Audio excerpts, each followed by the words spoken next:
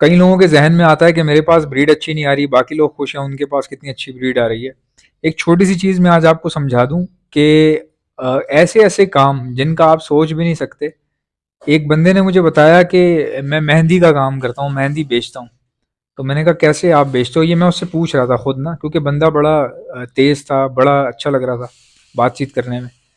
तो था गरीब, शलवार कमीज पहनी हुई, और इवन कि वो भी उसकी इतनी ख़राब हो रही, जैसे लग रहा था कि बेचारा पसीना आ रहा है या बहुत कुछ इस तरह से ना। तो मैंने उससे पूछा, मैंने कहा आप क्या करते हो? कहने लगा ये मेहंदी का स्टॉल है ना, ये मेरा है।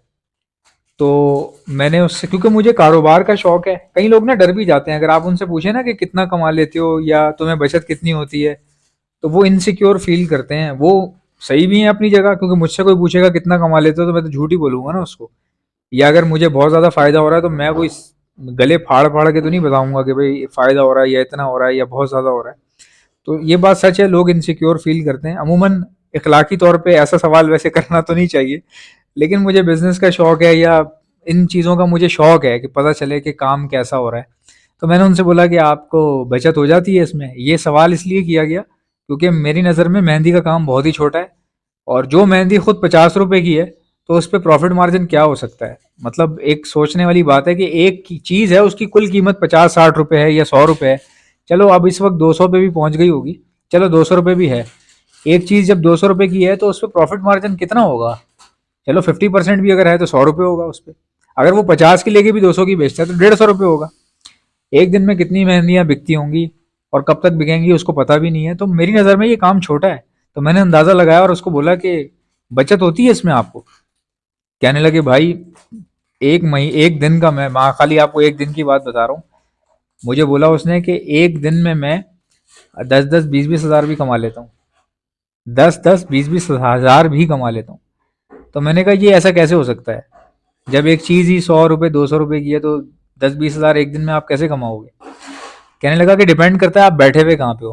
कह रहा है यही स्टॉल अगर मैं अपने घर के बाहर लगाऊं तो ये नहीं चलेगा, इतनी आमदन नहीं होगी।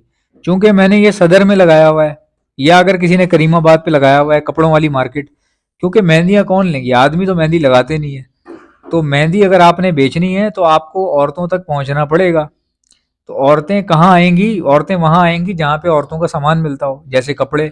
कोई शॉपिंग मॉल नहीं है अगर, तो कोई करीमाबाद सेंटर, जैसे मीना बाजार जहाँ पे लगता था, ओल्ड करीमाबाद, या फिर सदर कह लें। ऐसी जगहें जहाँ पे औरतों के अबाया मिलते हों, कपड़े मिलते हों, तो वहाँ पे लेडीज़ लाजमन आएंगी। जब आप ऐसी जगह पे स्टॉल लगाते हो तो वहाँ पे वो चीज़ पर्टिकुलरली लेडीज़ को टारगेट भी करती है, और वहाँ से लेडीज़ आपसे ख़रीदती भी हैं और आपकी अच्छी सेल होती है। अब ये बात इस वीडियो में करने की क्या तुक बनती है? भाई जब उसने स्टॉल लगाना शुरू किया होगा, उसको इतनी इतनी गहरी नॉलेज थोड़ी थी उसको उस वक्त।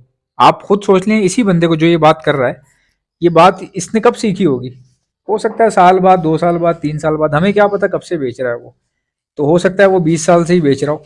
तो आज वो खुश है, हमें लग रहा है कि उसके कपड़े गंदे हैं या वो रोड के पास काम कर रहा है। हमारी नज़र में वो एक बेचारा रोड पे स्टॉल लगाने वाला है, बेचारा कह रहे हैं हम उसको। लेकिन हमें ये नहीं पता कि मैं जो टाई लगा के जिस बैंक में जा रहा हूँ, वहाँ पे मैं 18 हज़ार 20 हज़ार ले रहा हूँ उस बैंक के अंदर। और इतनी सेंसिटिविटी है कि भाई कैशियर की जगह पे अगर कोई कैशियर बैठा हुआ है, और दिन के एंड में हर कैशियर को ना हिसाब देना पड़ता है, कितने बिल जमा हुए, जो भी हुआ कैश का हिसाब होता है। अगर वो कैश का हिसाब देते हुए मिसाल के तौर पे 500 रुपये कम पड़ रहे हैं, तो यकीनन ऑब्वियसली और उस कैशियर को अपनी जेब से पे करना पड़ता है। 500 रुपये पूरे नहीं हो रहे तो वो कहीं से भी देगा, सैलरी में से कटवाएगा, बट देगा। ये बात का मुझे इसलिए पता है कि मेरा एक दोस्त डेली बेसिस पे अपने 500-600 कटवा के ही आ रहा होता है, डेली बेस पे। अब आप अंदाजा लगा लें कितनी सेंसिटिव जॉब है, और टोटल तनख्वाह कितनी है, 20 हज़ार रुपये। तो उससे लाख दर्जे तो मुझे तो ये समझ में आ रहा है जिसने मेहंदियाँ बेची हैं।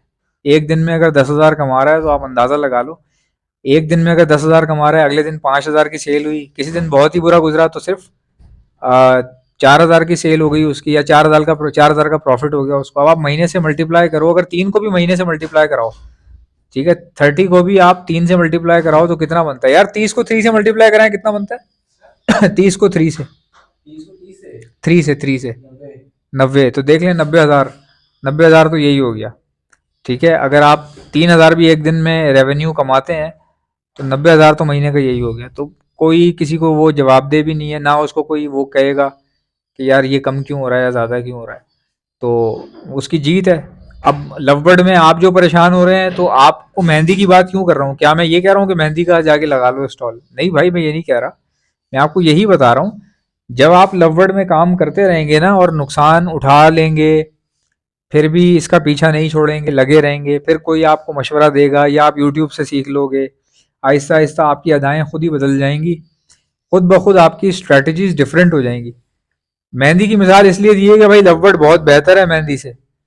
लवबर्ड जो है वो बहुत बेहतर है मेहंदी से। मेहंदी क्या चीज़ होती है, उसमें अगर कोई बंदा कुछ टाइम लगा के आज अच्छा बना रहा है पैसा, तो लवबर्ड में तो बहुत मौका होता है, टाइम भी है।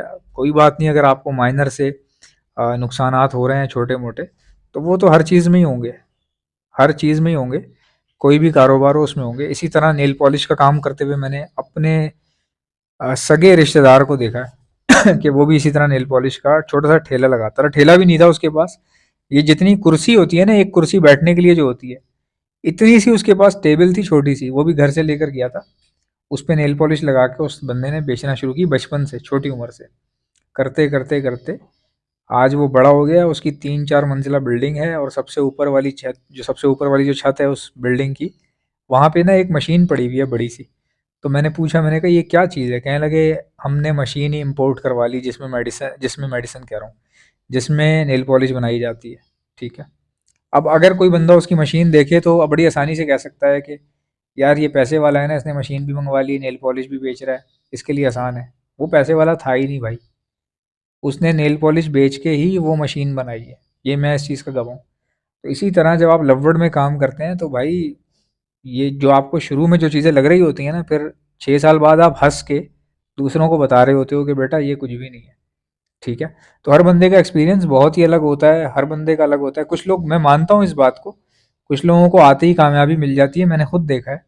तो वो तो भाई अल्लाह की मर्जी है ना। कोई अगर आया और आते के साथ ही कामयाबी मिल गई उसको, तो आप खुश हों उससे कि चलो यार माशाल्लाह अच्छी बात है। तो जब आप किसी के लिए दुआ गो होते हैं तो आहिस्ता आहिस्ता आपकी भी चीज़ें सही हो जाती हैं।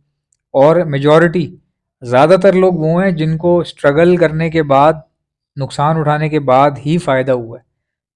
देर are very few of cases जिनको अल्लाह ने आते के साथ ही कामयाबी दी हो, या मिल गई हो उनको आते के साथ ही, उनके काम में बरकत आ गई हो, फ़ौरन से उनका सेटअप चलने लग गया हो, या प्रोडक्शन अच्छी हो गई हो। तो ये तो अल्लाह की तरफ से होता है, इसमें कोई ऐसी बात नहीं है, हर बंदे का टाइम है।